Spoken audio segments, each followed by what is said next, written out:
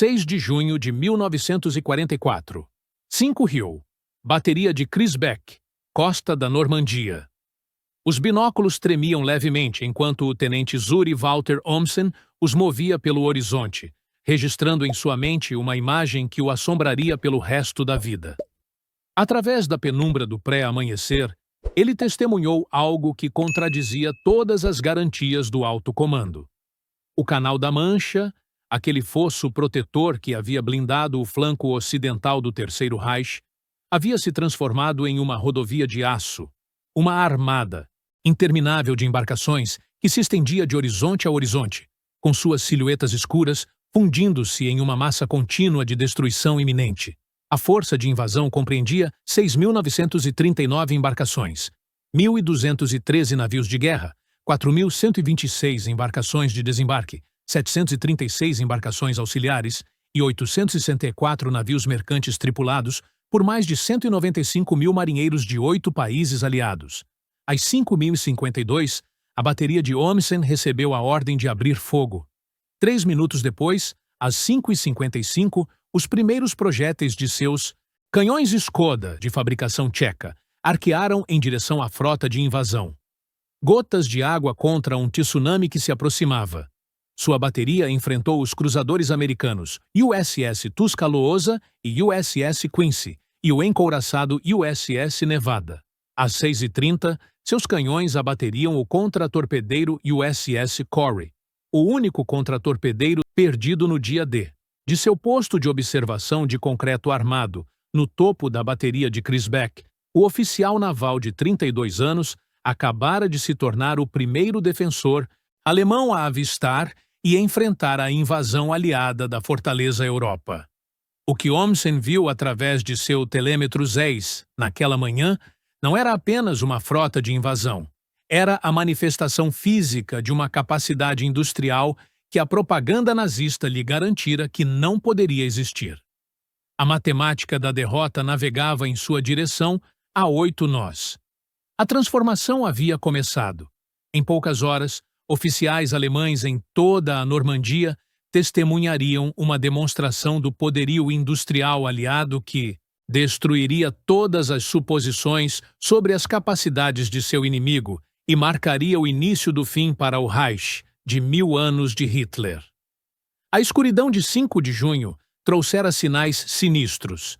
No quartel-general do Grupo de Exército B, em La Roche-Guyon, a 80 quilômetros da costa, o tenente-general Hans Speidel, chefe de gabinete do marechal de campo Erwin Rommel, desde 15 de abril de 1944, monitorava relatórios cada vez mais perturbadores. O próprio Rommel estava ausente na Alemanha, celebrando o aniversário de sua esposa, convencido de que o clima estava ruim demais para qualquer tentativa de invasão. À 1h20, o 7º Exército recebeu notificação de lançamentos massivos de paraquedistas em toda a Normandia. Totalizando mais de 13.000 homens, estavam sendo entregues por aviões Douglas C-47 Skytrain. O general de artilharia Erich Marcks entendeu imediatamente. Um veterano do fronte oriental, que havia perdido uma perna em Stalingrado, Marcks possuía o instinto tático que anos de combate haviam afiado como uma lâmina. No entanto, mesmo Marcks, um dos comandantes mais experientes da Wehrmacht, não conseguia imaginar a escala do que se aproximava. Os defensores alemães haviam se preparado para uma invasão. Eles não se prepararam para uma avalanche industrial que os enterraria sob uma superioridade material absoluta. O vice-almirante Friedrich Ruger, nomeado conselheiro naval de Rommel, em novembro de 1943, passara meses inspecionando as defesas costeiras. Nascido em uma família de marinheiros em 1894, Ruge entendia as operações marítimas melhor do que qualquer oficial alemão na França. Ele pressionara por mais minas, mais obstáculos, mais canhões. Mas, como ele escreveria mais tarde em suas memórias, Rommel na Normandia. Estávamos nos preparando para lutar a última guerra. Eles estavam trazendo a próxima. O alto comando alemão convencera-se de que os aliados poderiam montar uma invasão com talvez 20 divisões apoiadas por possivelmente 3.000 embarcações. Eles basearam esses cálculos em suas próprias capacidades, suas próprias limitações, sua própria experiência de escassez e crescente exaustão industrial. Após 5 anos de guerra, conforme a primeira luz do amanhecer rastejava pela costa da Normandia em 6 de junho, observadores alemães em bunkers e postos de observação de Cherbourg a Le Havre começaram a relatar o impossível. Não centenas de navios, mas milhares. Não um ataque isolado ou uma simulação, mas a maior invasão anfíbia da história humana. No ponto de resistência, Balho N-62, com vista para o que se tornaria conhecido como Praia de Omaha, o soldado Heinrich Severloh olhou através da fresta de sua metralhadora às 5h45. O rapaz de fazenda de 20 anos, vindo de Metzingen, nunca vira o oceano antes de ser destacado para a Normandia. Agora, ele não via oceano algum, apenas aço. Navios por toda parte, escreveria Severloh mais tarde em suas memórias. Navios grandes, navios pequenos, navios largos com fundos chatos, contra-torpedeiros correndo de um lado para o outro como cães pastores. O horizonte havia sumido.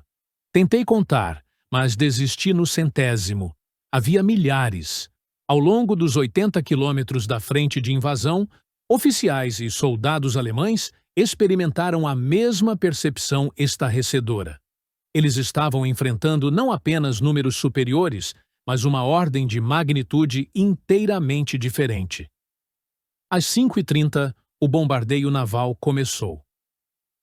À disposição da frota estavam 5 encouraçados, 20 cruzadores, 65 contra-torpedeiros e 2 monitores. Para os defensores alemães, foi a primeira lição de matemática industrial americana. O USS Texas, sozinho, disparou 255 tiros de seus canhões de 14 polegadas na primeira hora. Cada projétil pesava 635 quilos. Em 60 minutos, um navio entregara 178 toneladas de explosivos de alto poder, mais do que muitos regimentos de artilharia alemães possuíam em reservas totais de munição. Antes que o primeiro soldado pisasse nas praias, as forças navais aliadas haviam disparado aproximadamente 50.000 projéteis de contra-torpedeiros, 23.000 de cruzadores e 3.500 de encouraçados, totalizando cerca de 130.000 toneladas de munição explosiva. O general de infantaria Günther Blumentritt, chefe de gabinete do comandante-em-chefe do Oeste, testemunharia mais tarde. Estávamos preparados para combater soldados. Encontramo-nos combatendo fábricas. Às 6h, enquanto os projéteis navais continuavam a pulverizar a muralha do Atlântico, os defensores alemães testemunharam a segunda demonstração da superioridade industrial aliada.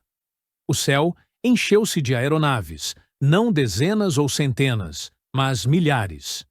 As forças aéreas aliadas realizaram mais de 14.000 sortidas em apoio aos desembarques, tendo garantido a supremacia aérea antes da invasão.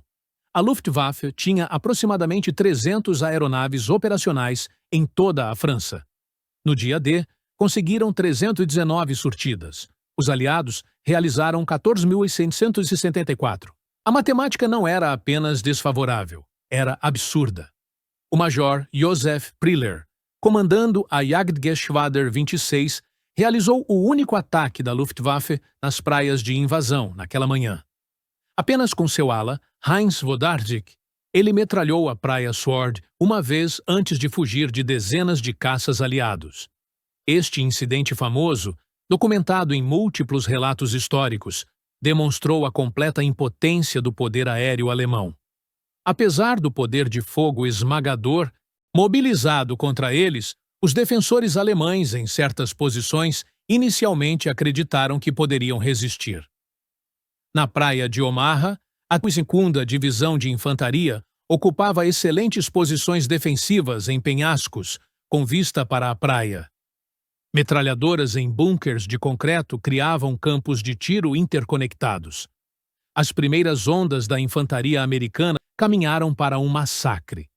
Do momento em que os americanos atingiram a praia às 6h30, o fogo de metralhadora irrompeu dos ninhos de resistência. Heinrich Severloh, operando uma metralhadora MG-42 no ninho de resistência 62, disparou mais de 12.000 tiros naquela manhã, um fato documentado em seu próprio testemunho. Ele viu soldados americanos caírem às dezenas, às centenas. Corpos flutuavam na arrebentação. A praia ficou vermelha de sangue. Por um breve momento, pareceu que a muralha do Atlântico poderia resistir. Então, os contratorpedeiros vieram. Aproximadamente às 8h, com a situação na praia de Omaha crítica, e o general Omar Bradley considerando a evacuação, algo sem precedentes ocorreu. Contratorpedeiros americanos, ignorando o risco de encalhe ou minas, aproximaram-se a menos de 1.000 metros da praia, alcance a queima-roupa para canhões navais. O USS McCook, USS Carmick, USS Doyle e USS Frankfurt voltaram seus canhões de 5 polegadas contra pontos de resistência alemães individuais. A tal distância, eles não podiam errar. Esta ação, bem documentada nos registros navais, provou-se decisiva para romper a defesa alemã em Omaha. Este foi o momento em que os oficiais alemães começaram a entender o verdadeiro significado do poderio industrial americano. Não era apenas o número de navios, era a disposição de arriscá-los, de usá-los como ativos descartáveis. O contratorpedeiro USS Corey foi perdido, mas imediatamente outros tomaram o seu lugar. Os navios não eram ativos preciosos e insubstituíveis como eram para a Kriegsmarine. Eram ferramentas, e a América tinha outras milhares. Conforme a manhã avançava, observadores alemães testemunharam algo que desafiava sua compreensão de operações anfíbias. As embarcações de desembarque continuavam vindo, onda após onda, hora após hora. Uma esteira rolante interminável de homens e material fluindo do mar para a terra. A variedade de embarcações especializadas impressionou os observadores alemães. Embarcações de desembarque de tanques, LCTs, despejavam tanques Sherman de 30 toneladas diretamente nas praias. Navios de desembarque de tanques, LSTs, embarcações massivas de 100 metros de comprimento, encalhavam-se e abriam portas de proa para descarregar companhias inteiras de tanques. Caminhões anfíbios, DUKW, nadavam até a margem, subiam à praia e entregavam suprimentos diretamente às unidades de combate. Ao cair da noite, os aliados haviam desembarcado aproximadamente 156.000 soldados, 132.715 por mar e 23.400 por via aérea. Esta força excedia todo o 7º Exército Alemão que defendia a Normandia. Nas primeiras 24 horas, a conquista, aliada documentada, incluiu 156.000 militares, 20.000 veículos, 1.700 tanques e 15.000 toneladas de suprimentos. O 7º Exército Alemão, defendendo toda a região da Normandia, possuía menos de 500 tanques operacionais. Os aliados desembarcaram 3 vezes esse número no primeiro dia. A resposta alemã à invasão revelou não apenas inferioridade material, mas um colapso sistêmico diante da capacidade esmagadora do inimigo. As lendárias divisões Panzer, que haviam conquistado a França em 6 semanas em 1940, viram-se paralisadas pela supremacia aérea aliada e pelo fogo naval. A primeira divisão Panzer, a única unidade blindada próxima o suficiente para intervir no dia D, iniciou seu contra-ataque às 16. A divisão levou 3 horas inteiras para percorrer os 16 quilômetros de Ranville até e através de Caen. O que deveria ter sido um golpe blindado devastador tornou-se uma procissão trágica de veículos em chamas. Quando os Panzers sobreviventes finalmente enfrentaram as forças britânicas perto da Praia Sword, encontraram fogo naval direcionado por observadores avançados. O HMS Warspite, monitorando a 24 quilômetros da costa, disparou projéteis de 15 polegadas que poderiam penetrar qualquer tanque já construído. O SS Obersturmbannführer Kurt Meyer, escreveria mais tarde em suas memórias. A superioridade material do inimigo era tão grande que nossa própria força foi varrida como uma onda quebrando em uma rocha. Em 7 de junho, dia D+1, aeronaves de reconhecimento alemãs trouxeram fotografias que os oficiais graduados inicialmente se recusaram a acreditar.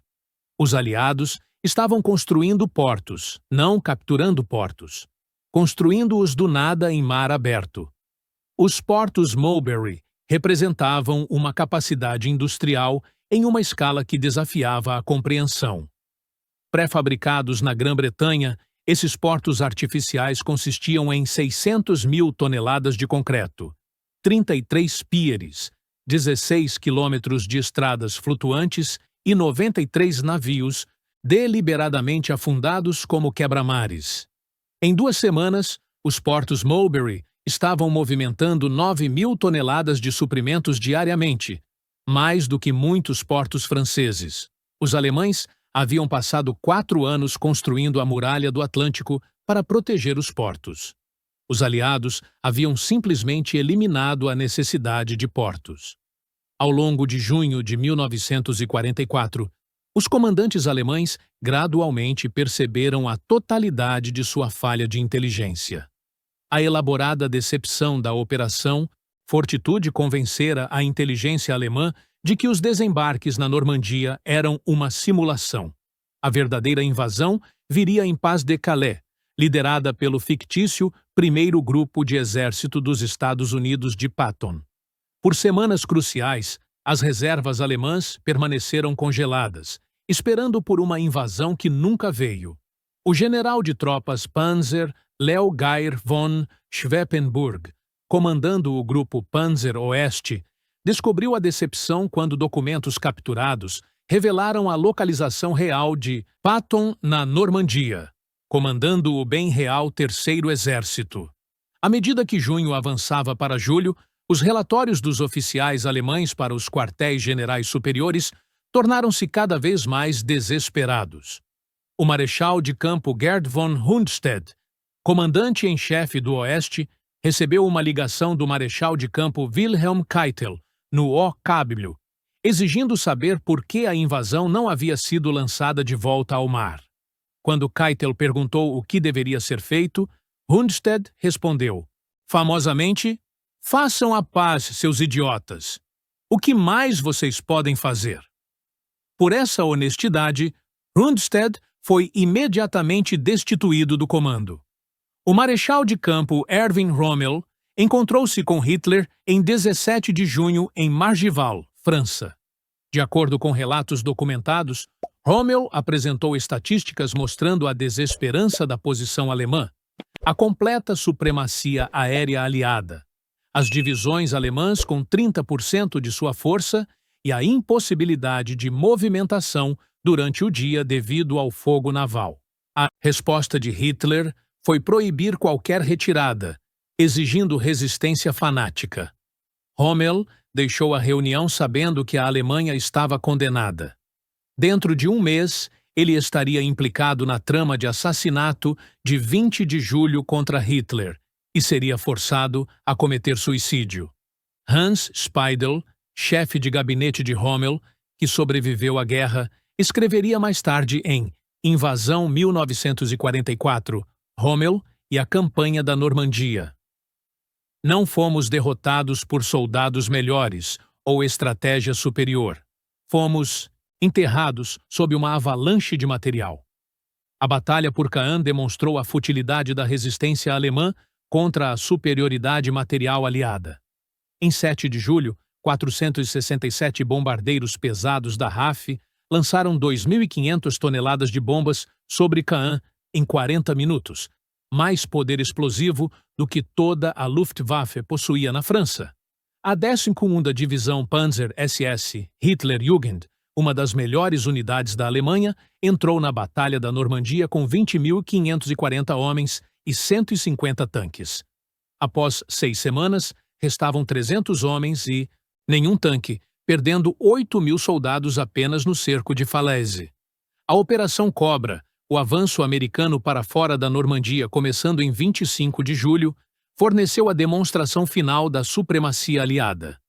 1.500 bombardeiros pesados, 380 bombardeiros médios e 550 caças-bombardeiros lançaram 3.300 toneladas de bombas em um ataque concentrado de bombardeio em tapete, visando uma área de apenas 6.000 por 2.200 jardas.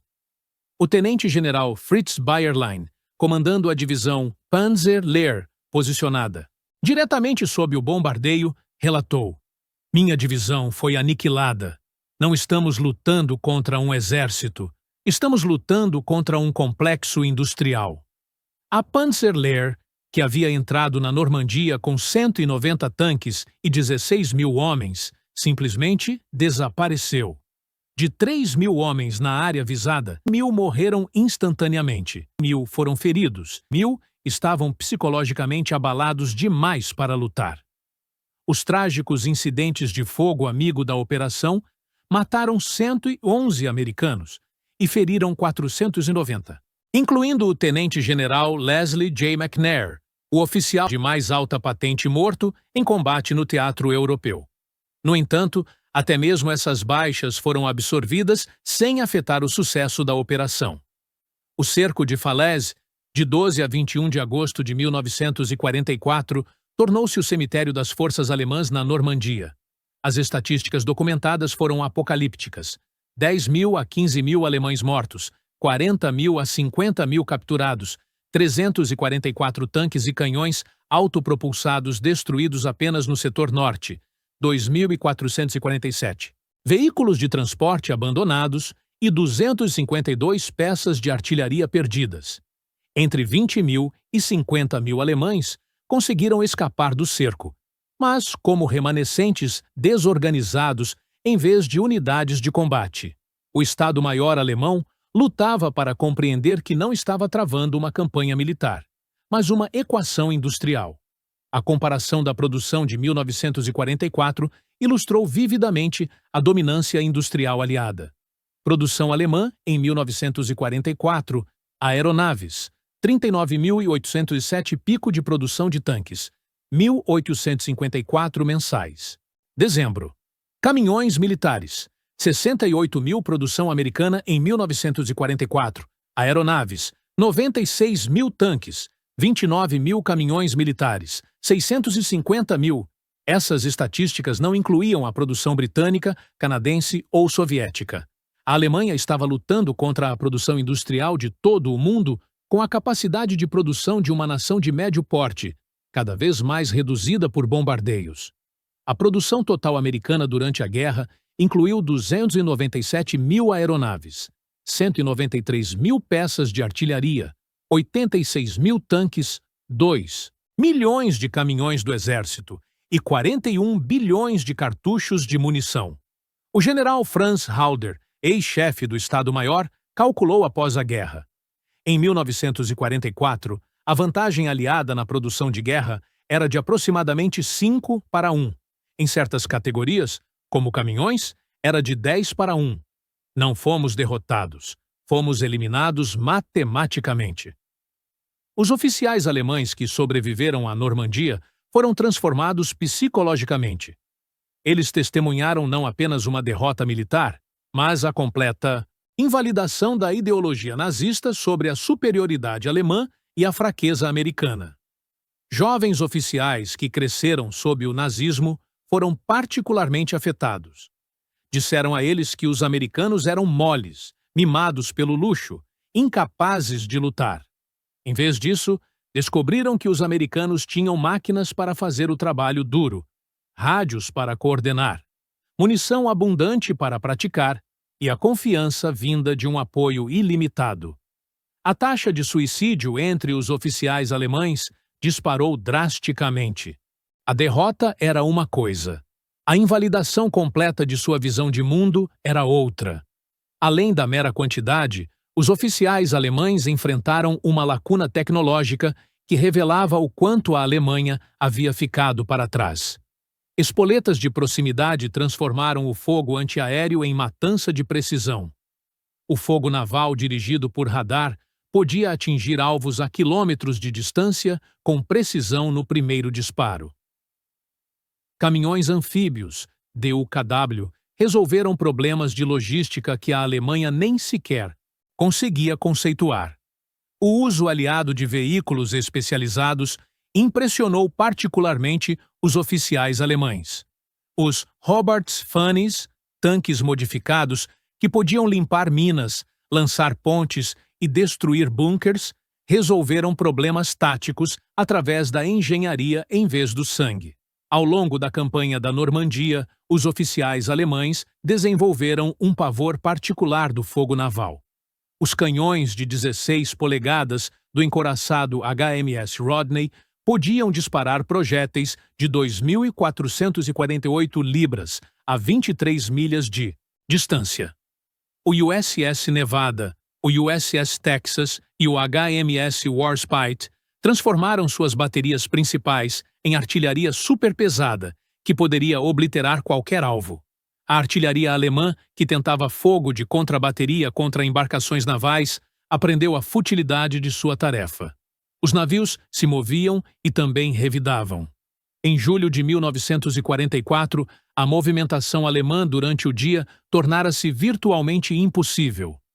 Caças-bombardeiros aliados, operando em patrulhas controladas por observadores avançados, podiam atacar qualquer alvo em minutos.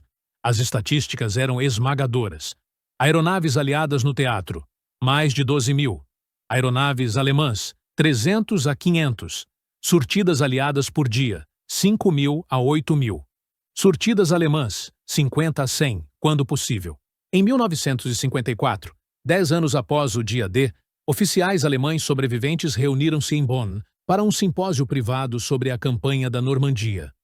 O general de infantaria Günther Blumentritt, que serviu como chefe de gabinete tanto de Rundstedt quanto de Kluge, proferiu o discurso principal. Aprendemos na Normandia que a guerra mudou, fundamentalmente. Não era mais uma disputa de exércitos, mas de sistemas econômicos. Nós contávamos divisões enquanto eles contavam fábricas. Nós medíamos a coragem enquanto eles mediam a produção. A imagem que ainda me assombra é a visão de tratores americanos empurrando para o lado nossos tanques destruídos para abrir estradas para seus caminhões de suprimentos. Os oficiais alemães, que testemunharam o dia D, foram permanentemente transformados. Hans Speidel tornou-se um general da OTAN, ajudando a integrar a Alemanha Ocidental na Aliança Ocidental.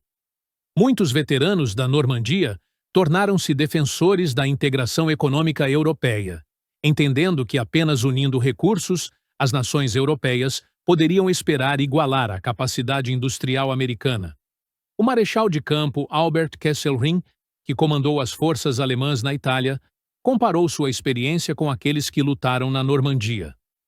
Na Itália, podíamos lutar contra os aliados em termos relativamente iguais.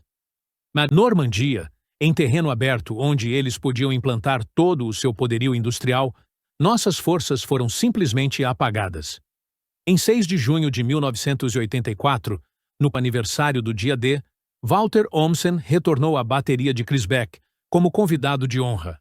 O ex-Oberleutnant Zur C., agora com 73 anos, permaneceu no mesmo posto de observação onde avistara pela primeira vez a frota de invasão.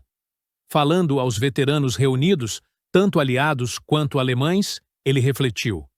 Há 40 anos, parei aqui e vi o impossível. Um mar coberto de navios de horizonte a horizonte. Soube naquele momento que tudo o que me haviam dito estava errado.